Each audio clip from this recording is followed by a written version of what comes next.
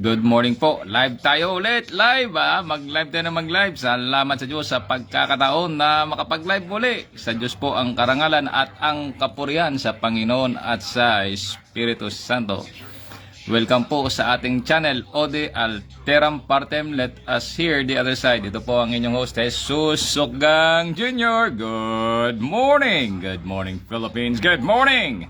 Mga modulation ng mga tinamaan sa politika, mga politiko ba na akala mo sila lang yung marunong. So yun lang ho. Ano pa yung ating yung purpose?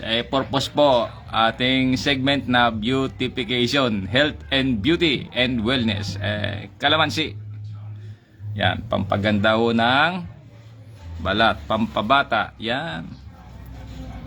At nga pala, kung nagsisigarilyo kayo na inom, ay kung pwede nyong hintuan nyo na habang maaga pa.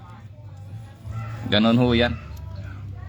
At sana maintindihan nyo na wala namang mapapatunguhan yan eh. Sunog na yung pera mo pagka dating ng araw, sisingiling ka pa. Sakit. Opo. Wala man tayong binabanggit dito na kung anong brand. Hindi naman paninira. Totoo naman yan eh. Kaya nga sabi nila dangerous to your health eh. Di po ba? So yan. Kalamansi na lang tayo. Mas maganda lalo pag may tanim ka. Bibili ka pa ba? Hindi na, di ba? Libre na yun. Ang maganda ho sana nito, meron na kayong itlog, yung kunin mo yung puti ng itlog tapos lagyan mo ng kalamansi. Yan, tsaka itapal mo. Ganun po siya. Siguro gagawin ko ngayon, after nito, ang gagawin ko muna, maglagay muna ako ng kalamansi, tapos mamaya, hugasan ko. Uhugasan ko ito. Tapos, pagka nag-online ako, pakita ko sa inyo yung pinaghalong kalamansi at puti ng itlog. Para makita nyo kung anong effect. Meron pa nga rito yung pampakinis ng balat, patatas. Yan, pantanggal ng kalyo, patatas. So hindi ko pa nasubukan yung patatas patungkol sa sa muka. Hindi ko pa nasubukan yan. Siguro maganda yan, i-mash mo siya. No? I don't know kung kailan mo ba siyang hugasan, ibabad sa tubig muna. No, hindi ko pa nasubukan eh. Sa kamay, oo. Siyempre, siguro, pagka mga apply mo sa mukha, abay, di babata, kakikinis, Tanggal yung mga tinatawag yung dead cell, mga dead skin. Ganan. So, ganon ho. Pwede rin ho ito sa ulo. Yan, Yan, pwede rin ho yan. Yan.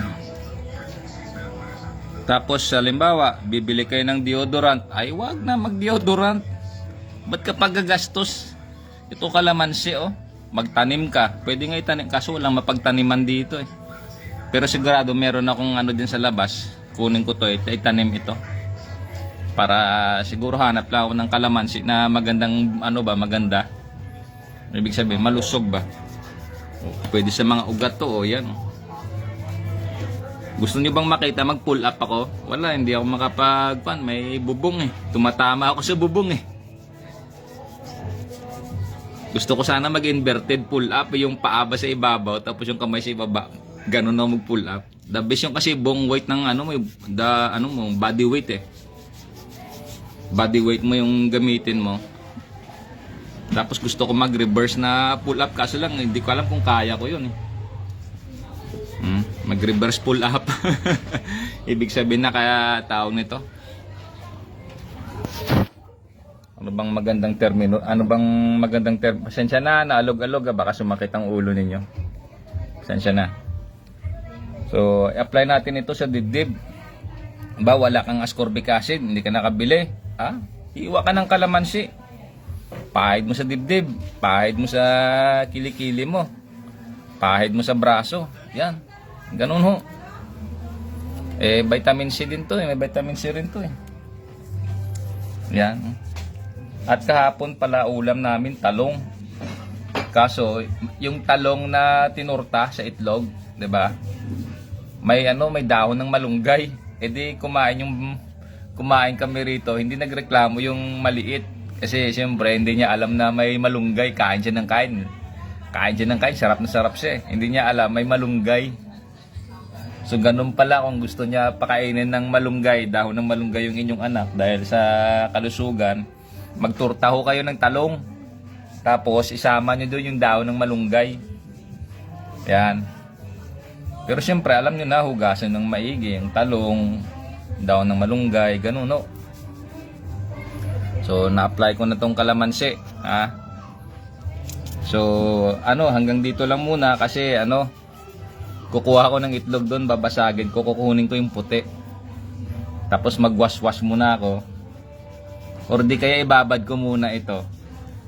Tapos mag-live ulit ako. Ibang topic naman. Sige, bira ng bira.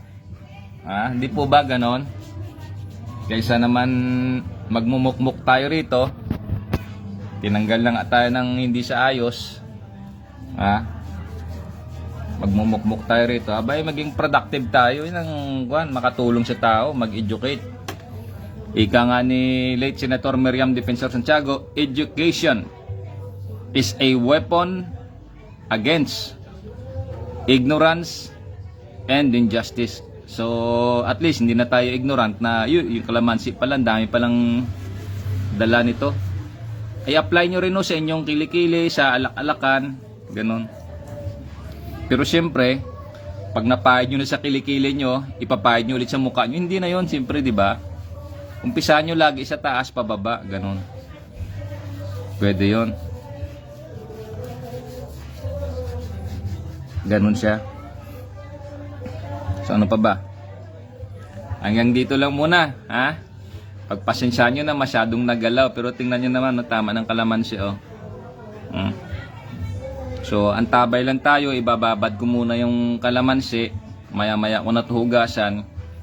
Dito lang muna at antabay, magla-live ulit ako. So, salamat ng maraming salamat sa inyo sa patuloy na pagsubaybay sa aking channel. Mas maganda siguro sabihin ating channel. Yan, no? Uy, pwede rin yan, no? Siguro may mag-isip-isip siguro dyan sa mga vlogger, no? Sabihin nila, ating channel. Di ba? Pwede rin yung title ng kanyang program, type ko kaya rito, no? Title. Para kung may magkopya man, no? Ating channel.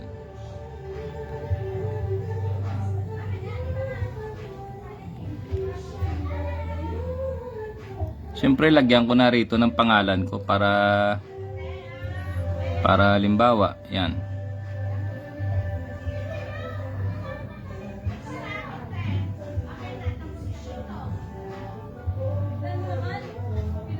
Yan. 'Di ba? Ating channel. O ika nga, 'di ba? At least may makakita man na limbawa na mga vlogger o sino pa yung mga may plano diyan na mag-vlog. Pwede na lang kopyahin yan, no problem yun. So salamat at welcome na rin sa inyo. You're welcome. You're welcome. Ganon. So again, sana kayo ay malusog, masaya at masigla kasama ng inyong pamilya, at kung kayo nag-iisa ay masaya kayo sa Panginoon. Salamat po sa Diyos, sa Panginoon at sa Espiritu Santo. Again, ito po ang inyong host, Jesus Sokgang Jr. Ode Alteram Partem. Let us hear the other side. Amen.